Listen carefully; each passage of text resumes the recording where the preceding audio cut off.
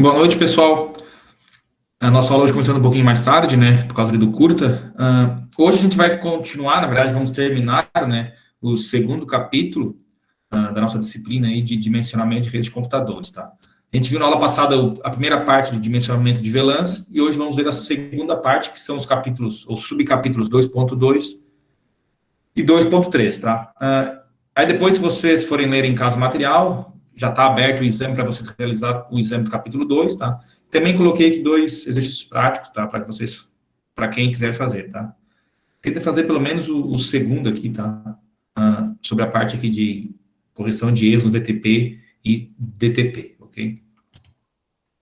Então, hoje a aula é uma aula até vai ser um pouquinho mais curta que a aula passada, tá? Não tem aqui tantos comandos como na outra aula. Na verdade, muitas coisas que a gente vai ver aqui, principalmente esse subcapítulo 2.2, e também os comandos, são comandos que a gente já viu lá quando a gente criou, a gente viu, no segundo semestre, a parte de VLAN, né, que vai ser os mesmos comandos que a gente já viu nos capítulos aí anteriores do módulo 2, tá? Então, começando aqui, a gente vai falar inicialmente sobre soluções de problemas multi-VLAN, tá? Então, pessoal, quando a gente trabalha com VTP, a exclusão de uma VLAN no switch, no servidor VTP, ele vai remover a VLAN de todos os switches que fazem domínio do VTP, né? Tanto switches servidores, quanto também nos switches que são clientes VTP, tá? E como a gente viu, não é possível a gente excluir as VLANs padrão, que é a VLAN 1, né? E as VLANs lá de 1002 a 1005, que são aquelas VLANs legadas também. Então, tirando essas VLANs aqui, todas as outras a gente consegue excluí-las através do servidor VTP. Para eu excluir uma VLAN, a gente vai usar o comando que a gente já viu, né? Que é o no VLAN ID.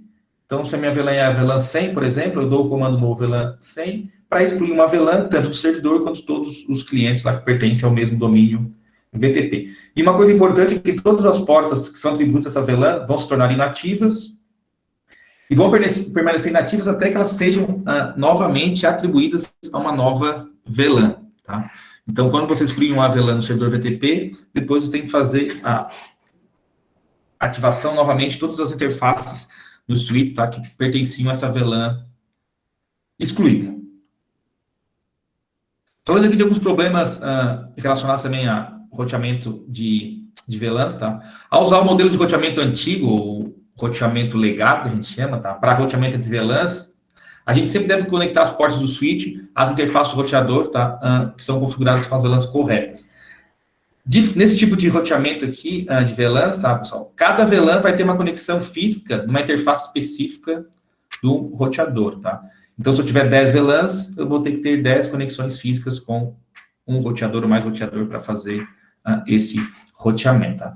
E nesse exemplo aqui a gente tem um erro, tá? Que normalmente é comum de acontecer, que a interface entre o roteador e meu switch aqui foi configurado como uma VLAN padrão, que na verdade deveria ter sido configurado como uma VLAN 10, tá? Porque o PC1 aqui, para se comunicar com o resto das VLANs através do R1, o caminho até o R1 tem que ser todo VLAN 10, tá? Nesse lado esquerdo aqui. Assim como aqui no lado direito é configurado como VLAN 30. Então, se eu configurar, por exemplo, essa conexão aqui como uma VLAN padrão, que não é a VLAN 10, tá? Eu vou ter um erro e eu não vou conseguir fazer a comunicação da VLAN 10 com o resto da rede, tá? Então, nesse tipo de roteamento aqui antigo, roteamento legado, o caminho do roteador até os dispositivos finais, ali a gente tem que ter sempre um caminho usando a mesma VLAN. Tá? Já quando a gente usa o modelo aqui do roteamento router on stick, tá? Que a gente usa subinterfaces no roteador, que são então interfaces virtuais aí, não são interfaces físicas, a interface no switch conectado ao roteador deve ser configurada então como uma porta de tronco, tá? Então, nesse caso aqui, eu tenho duas VLANs que estão conectadas ao switch S1, eu não vou ter duas conexões físicas, eu vou ter somente uma conexão física, e nessa conexão física eu posso ter várias interfaces virtuais, tá? Os subinterfaces.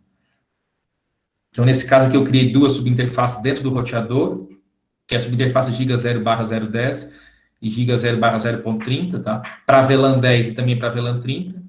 Só que eu tenho que configurar isso aí como um tronco, tá? E como a mesma conexão física, eu vou passar todos os dados das VLANs que internamente no roteador vão ser separadas nas interfaces virtuais, essa conexão tem que ser uma conexão de tronco, tá? Então, tem que ser eu tenho que configurar como tronco e não como uma VLAN padrão e nem outra VLAN qualquer, tá? Com VLAN de tronco. Então, outro tipo de erro que pode acontecer também quando a gente configura VLANs. Para a gente verificar a configuração do switch, a gente usa comandos que a gente já viu. Um deles é o show interfaces, passando o ID da interface switch port. Entre outras coisas aqui, eu consigo ver qual é o modo de funcionamento da interface, se é um modo estático, né, aqui, por exemplo, é estático de acesso, ou se é o modo tronco, ou se é o modo automático. E também qual é a VLAN aqui de acesso a padrão, que normalmente é a VLAN 1, tá? E também posso usar o show running config para ver as configurações também das interfaces, como a gente já viu várias vezes.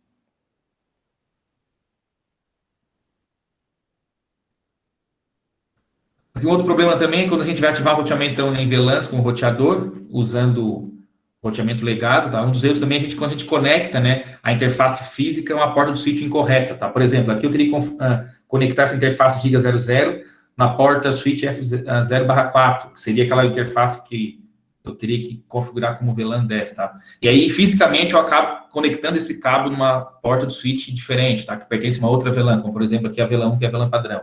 Então, nesse caso, eu também vou ter um problema, tá? Então, além de, claro, eu configurar, logicamente, as interfaces de forma correta, atribuindo em cada uma das VLANs, quando eu, nesse tipo de conexão de roteamento, que eu uso várias interfaces físicas, eu tenho que também conectar, obviamente, né, o cabo na porta correta. Já com o roteamento on-stick, então, nas configurações do router on-stick, um problema comum é a gente atribuir ao ID da VLAN incorreto a uma subinterface, tá? Aqui, por exemplo, quando eu crio uma subinterface giga 0/0.10, tá? Na subrede 172.17.10.1, aqui o próprio nome a gente sempre usa o mesmo, depois o ponto, o mesmo número da VLAN. Então, esse aqui seria para a VLAN 10, e esse aqui de baixo, 17.30, o correto seria para a VLAN 30, que é como está aqui. No entanto, aqui na giga 0.10, quando eu fui atribuir a VLAN para essa subinterface, eu acabei botando 100. Errei, botei um 0 a mais, não 10. Então, isso também é um erro que, se acontecer, vai impossibilitar de haver comunicação entre as VLANs, tá? Usando lá o comando show interface ou show run config, a gente consegue ver ali no encapsulation 102.1q qual é a VLAN que está atribuída. Nesse caso, a VLAN 100, né? E o correto seria que fosse a VLAN 10. Então, a gente tem que arrumar isso aqui e atribuir corretamente o valor da VLAN, que nesse caso seria a VLAN 10. Uma outra coisa são também erros com endereço IP e máscara de subrede, né? Para que o roteamento entre VLANs funcione, assim como uma rede, uma LAN que não seja virtual, o roteador precisa estar conectado a todas as VLANs, tá? Por interfaces físicas separadas ou por subinterface, né? Se eu for usar roteamento legado, eu vou usar interfaces físicas separadas, e se for usar o router on-stick, por subinterface. E assim, cada interface subinterface deve receber um endereço IP correspondente à subrede a qual está conectado, né? Assim como cada PC também deve ter um IP dentro da VLAN que foi atribuído. Então, se eu crio aqui uma VLAN 10, e a minha subrede que pertence a essa VLAN vai ser 172.17.10.0, o PC1 que pertence a essa VLAN tem que estar dentro desse range de endereço IP, assim como o PC3 tem que estar dentro do range aqui, 172.17.30.0, que seria minha subrede. E nesse exemplo aqui, a gente está vendo que o PC1 ele tem um IP 172.17.20.21. Esse endereço aqui, .20, tá? Ele não pertence a essa subrede .10. Então, esse PC ele não está com o endereço IP correto que pertence a essa subrede que está configurado aqui com essa VLAN 10, tá? Então, aqui também é um erro e a gente também tem que sempre usar o endereçamento IP dos PCs que pertencem à VLAN de acordo com a nossa subrede que a gente atribuiu àquela VLAN, tá?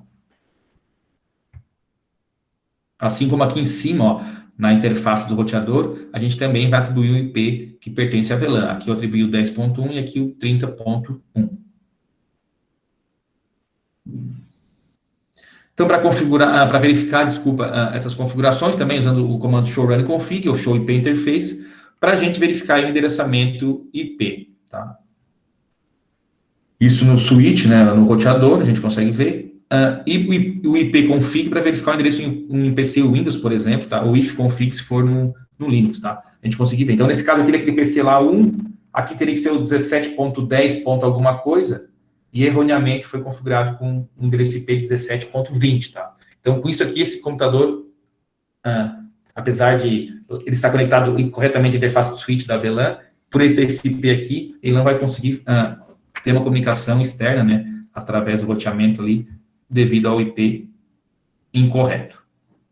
Então, é mais uma coisa que a gente também tem que ter atenção na hora de configurar ou na hora de tentar corrigir algum problema nas VLANs, tá? Esse laboratório aqui é um dos que está lá no SIGA, tá?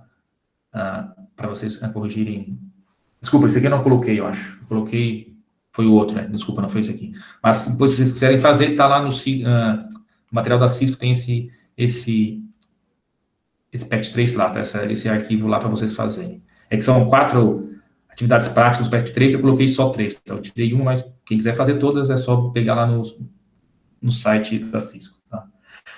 Então, alguns problemas aqui com o VTP, seria versões incompatíveis do VTP entre os clientes e o switch. Problemas com a senha do VTP, lembrando que todos os clientes e o servidor que pertence ao mesmo domínio VTP tem que ter a mesma senha, assim como todos eles têm que ter o mesmo nome de domínio, tá? Se eu crio um servidor com o nome A e configuro os clientes com o nome B, não vai funcionar, tá? Então, todos os switches configurados também no modo cliente também não vai funcionar, porque tem que ter no mínimo um servidor que vai fazer o gerenciamento das VLANs, e também se o número de revisão da configuração estiver incorreto. Tá? E aqui alguns problemas a gente pode listar, né? Como corrigir problemas com o DTP, que é o protocolo dinâmico de entroncamento. Tá? Então, incompatibilidade modo de tronco. Por exemplo, quando uma porta do tronco é configurada para tronco e o outro lado é configurado como uma porta de acesso. Tá? Isso vai dar problema na comunicação. Um outro exemplo que pode dar problema é quando os dois lados estão configurados no modo automático do protocolo DTP. Então, nesse caso, os dois lados não sabem em qual modo eles devem acessar, né, ou devem se configurar. Então, quando a gente configura os dois lados como modo automático, também teremos problemas. E também tem outras incompatibilidades que também são possíveis, tá? Então, quando acontecer esse tipo de erro, aqui no incompatibilidade do modo tronco, então, isso faz com que o link tronco pare de funcionar, tá? E para resolver o problema, a gente desativa a interface, corrige as configurações, como, por exemplo, coloca os dois lados como modo tronco, ou se de um lado está como DDP automático, o outro lado eu coloco como tronco, tá? Ou auto-disable lá para ele ser desejavelmente um tronco, para que daí a configuração funcione, tá? E depois reativar a interface. Outro problema também é as VLANs autorizadas em troncos, tá? A lista de VLANs permitidas em um tronco não foi atualizada com os requisitos atuais de entroncamento de VLAN. Lembrando que cada VLAN tem uma lista de... cada tronco tem uma lista de VLANs permitidas que podem passar por esse tronco. Então, se eu criei um tronco lá e coloco ela VLAN 10, 20, 30, por esse tronco somente vão passar as VLANs 10, 20 e 30, tá? Outras VLANs não serão permitidas. Então, isso pode acontecer que algum tráfego inesperado, tá, seja enviado pelo tronco ou deixe de ser enviado. Então, configurar as VLANs corretamente permitidas no tronco. E incompatibilidades de VLAN nativas, quando as VLANs nativas não são compatíveis, tá, os switches eles geram mensagens informativas sobre o problema. Isso ocorre quando a gente tem os dois lados de um link tronco que não estão usando a mesma VLAN nativa. Tá? Lembrando que quando eu crio um tronco, as duas interfaces que pertencem a esse tronco, elas têm que ser configuradas ali com a mesma VLAN nativa. Lembrando que a VLAN nativa serve para quê? Para trafegar os dados que não pertencem a nenhuma VLAN, né? Que não são marcados lá com aquele encapsulation 802.1q, que é um tráfego marcado de alguma VLAN, tá? Então, quando um dado ele não pertence a nenhuma VLAN, ele é enviado, ele trafega pela VLAN nativa. Tá? Esse PECT3 é o que está lá no SIGA, tá? Juntamente com um outro aqui do final do módulo. E para terminar aqui falando do subcapítulo 2.3, que é a comutação da camada 3, tá? Então, falando aqui da introdução aos switches da camada 3, pessoal, lembrando que os switches, antigamente, eram switches, os switches eram apenas camada nível 2, né? Apenas a nível de enlace. Os switches, eles não reconheciam nada acima da camada de enlace, ou seja, cabeçalho IP, um switch não conseguia ler as informações de IP, entre outras informações que estão na camada 3. No entanto, com o tempo, foram criados switches que a gente chama de multilayer, ou camada 3, justamente para fazer um pouco do trabalho também dos roteadores, tá? Então, os switches multicamadas oferecem altas taxas de processamento de pacotes usando switching de hardware. Os switches de várias camadas aí da Cisco, tá, são compatíveis com os seguintes tipos de interface da camada 3. Porta roteada, que é uma interface de camada 3, que é praticamente ou semelhante a uma porta de um roteador. E a interface virtual de switch, que é a SVI, que é uma interface virtual para roteamento entre VLANs, tá? Todos os switches da Cisco, de camada 3, vão suportar protocolo de roteamento, mas vários deles, tá? Existe um software avançado para recursos específicos de protocolo de roteamento. Então, vai depender muito do modelo do switch, tá? Tem uns switches mais simplesinhos, que tem que ter um software bem avançado para conseguir fazer um roteamento melhor, tá? E tem alguns modelos já mais avançados que conseguem fazer o roteamento de forma mais tranquila e tem um hardware bem mais poderoso, tá? Então, o desempenho também bem melhor. Depende muito de qual hardware que é escolhido. Os switches aqui da Cisco série 2960, que executam iOS 12.2 para cima, suportam o roteamento aqui estático, tá? Então, nem todos eles também vão suportar protocolos dinâmicos avançados. Então, falando um pouco de roteamento de VLANs com interface virtual de switch, então, nos primórdios das redes comutadas, tá? Como eu falei, o switch era rápido e o roteamento era lento, tá? Então, inicialmente, fazer um encaminhamento de pacotes a nível de enlace era bem rápido, agora fazer o encaminhamento dos pacotes ali a nível de camada de rede já era algo mais lento. Portanto, a parte de switching, tá? Da camada 2, foi estendida o máximo possível na rede, tá? Pessoal, quando a gente fala aqui nesse verbo em inglês switching, tá? É justamente encaminhar pacotes, tá? Passar o pacote de um ponto ao outro, tá? E roteamento, a gente sobe o nível na camada de 3, na camada de rede, que daí a gente já está falando também de endereçamento lógico, endereçamento IP, tá? Então, era muito mais rápido fazer um switching, a gente só trabalhar até a camada 2 do que ter que subir mais uma camada e fazer o roteamento usando o IP, né? Então, a ideia é que a gente utilizasse o switch o máximo possível, tá? Então, agora o roteamento pode ser realizado em velocidade máxima de transmissão de dados, além de ser executado nas camadas de distribuição de núcleo, né? Porque também, tanto quanto os roteadores, quanto também os switches multilayer, eles estão cada vez mais rápidos, né? Com um melhor processamento. Então, os switches de distribuição que na camada intermediária são configurados como uns gateways da camada 3, usando as interfaces virtuais de switches SVI ou portas roteadas, tá? Então, aqui na camada de acesso, que seria onde o usuário final utiliza a rede, esses equipamentos vão ter como gateways, tá? Os switches aqui, multicamada, da camada de distribuição, e normalmente vai ser usado, então, interfaces virtuais aqui, tá? Nessa camada de distribuição. E já, normalmente, as portas roteadas são implementadas, então, entre as camadas de distribuição e núcleo, tá? Então, a porta roteada, pessoal, seria, como eu falei, é praticamente a mesma porta que a gente precisaria num roteador, tá? Eu vou ter uma conexão física, ali de 1 para 1, entre um switch e outro switch, com um endereço IP, tá? Não vai ser uma interface virtual. Essa é a diferença da porta roteada de interfaces virtuais, tá?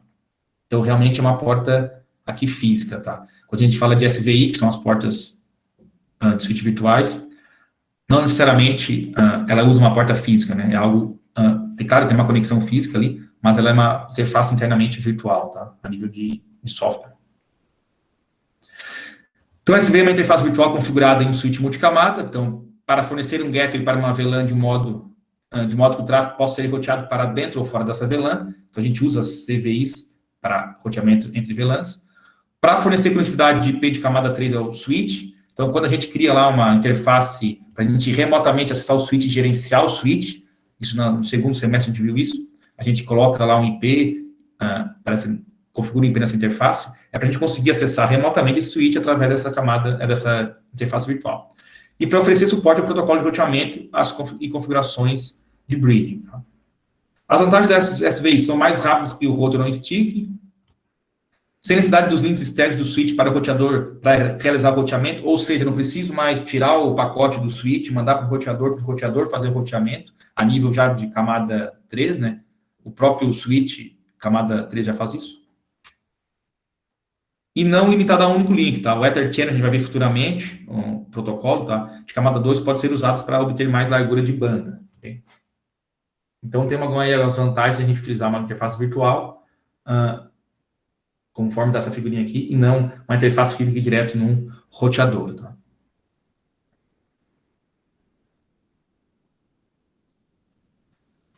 E o roteamento entre VLANs com portas roteadas, então, seria quando a gente usa a conexão entre a camada de distribuição e a camada de núcleo, tá? Então, a porta roteada é uma porta física que atua da mesma forma com interface em um roteador, tá? Então, nos switches multilayers aqui, a gente consegue configurar uma porta como roteada, ou então eu posso criar uma interface virtual, uma SVI, tá? Numa porta roteada não está associada a uma VLAN específica e não oferece suporte para subinterfaces. As portas roteadas são configuradas principalmente entre switches, nas camadas de núcleo e de distribuição. E a gente usa o comando allow switch port interface na porta apropriada para configurar uma porta roteada, tá? Porque por padrão, pessoal, no switch, normalmente as portas, todas elas pertencem, são interfaces virtuais ali, né? E pertencem à VLAN 1, né? Então, a ideia é que a gente tire essa porta de uma VLAN e ela seja simplesmente uma porta física. E aqui, ó, por exemplo, as portas roteadas não são suportadas em switches da série 2960, tá? Então, não é todos os switches também que suportam essa configuração aqui de porta. E para terminar aqui, alguns problemas de configuração no switch camada 3. Então, para identificar e solucionar problemas de switch na camada 3, a gente vai verificar as VLANs, verificar a configuração correta, verificar o IP correto, a massa do subrede, o número da VLAN, as interfaces virtuais, o roteamento, verificar se o roteamento estático ou dinâmico está configurado e ativado corretamente. E nos hosts, verificar o IP correto, a massa do subrede e o gateway padrão. E aqui, para encerrar, só um exemplo de a gente fosse implementar uma nova VLAN, tá? Em algum lugar, tá? Envolveria aí praticamente 4 etapas. A primeira etapa é criar e nomear uma nova VLAN, tá? Nesse exemplo aqui foi o VLAN 500, no switch. Aqui, nesse exemplo, está no 5º andar de um prédio, tá? E no switch de distribuição. A segunda etapa é adicionar na VLAN, portas à VLAN 500, então tem que dizer quais portas dos switches vão pertencer a essa VLAN, e assegurar que o tronco seja configurado entre os switches de distribuição para que cheguem até a camada de acesso, né? Criar uma interface de SVI nos switches de distribuição e verificar se os DLCPs foram atribuídos e, por fim, verificar a conectividade. E um plano de identificação e solução de problemas teriam aí 3 etapas: verificar se todas as VLANs foram criadas, verificar se as portas estão na VLAN certa e se o entrocamento está funcionando conforme esperado, e verificar as configurações de S das interfaces virtuais. Pessoal, então, como eu falei que não tem muitas coisas novas que a gente viu aqui, tá? O mais novo mesmo era um pouco aqui sobre os switches aqui de camada 3, né? Que nada mais é do que um switch que também faz o trabalho, a grosso modo, aí, de um roteador, tá? E um alto desempenho na hora de fazer esse roteamento, ok? E as outras questões que a gente viu anteriormente sobre roteamento on-stick legal, a gente já tinha visto no no módulo anterior da Cisco, né? Então não tem nada assim de muito novo. Essa segunda parte aqui desse capítulo 2. Alguma dúvida? Tranquilo?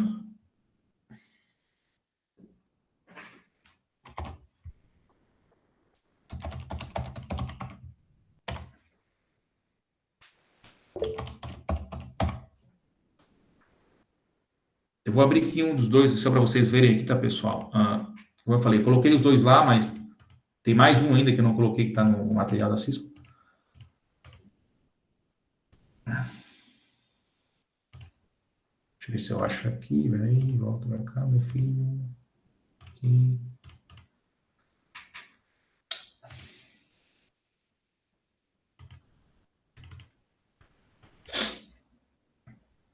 Esse aqui está lá no SIGA, tá, pessoal?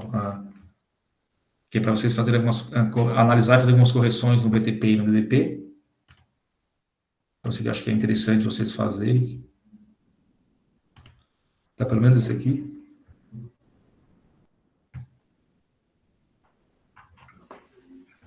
Não é muito grande, acho que é bem tranquilo de fazer. E o outro eu coloquei lá. É esse aqui, né? 2315. É esse aqui, tá? Que é... Não é esse aqui não, peraí que não abriu ainda. É esse aqui, tá? É esse aqui, tem um switch aqui multicamada, então quem quiser também mexer um pouquinho aí. Tá aí também. Lá no SIGA, ok?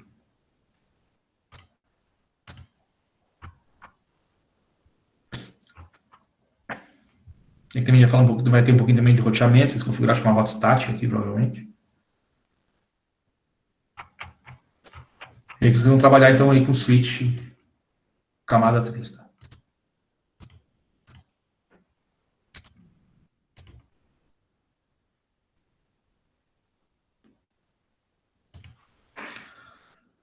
Pessoal, alguma dúvida aí?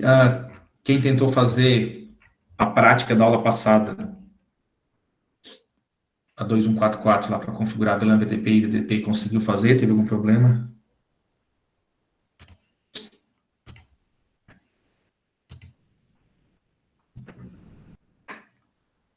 Tem alguma dúvida?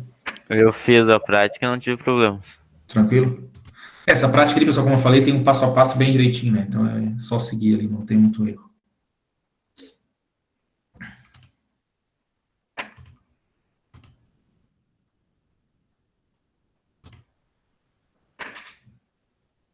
Então tá, pessoal, se não tem mais dúvida, hoje era isso aí, a aula era mais curtinha mesmo, tá?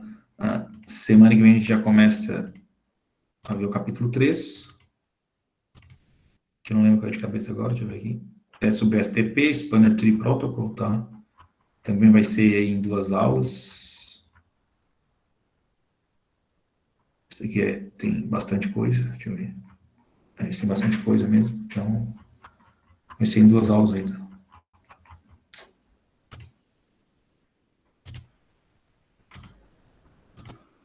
Então, pessoal, só vou terminar vou encerrar o vídeo aqui, tá? Para depois colocar no Siga.